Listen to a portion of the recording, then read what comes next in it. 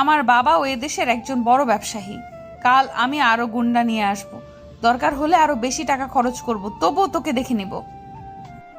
আয়াস বলল, কাল তোর যত ইচ্ছা গুন্ডা নিয়ে আসিস, কাল খেলা হবে।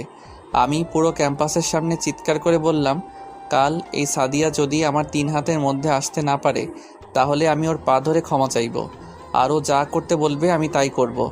আর যদি না পারে ও আমার পা ধরে ক্ষমা চাইবে এবং আমি যা বলবো তাই করবে। বল তুই রাজি আছিস? আয়াস সাদিয়াকে জিজ্ঞেস করলো। বল তুই রাজি আছিস? সাদিয়া বলল, ওকে, আমি রাজি। আমি শুধু তোর 3 হাতের মধ্যে আসবো না, তোকে মারও খাওয়াবো। আয়াস সাদিয়াকে চ্যালেঞ্জ দিয়ে বাড়ি চলে আসলো, আর এসেই তার বাবার রুমে চলে গেল। গিয়ে তার বাবাকে বলল। আয়াস বলল, কাল আমার উপর হামলা হতে পারে। তার বাবা ওর কথা শুনে খুবই অবাক হলো আর জিজ্ঞেস করলো,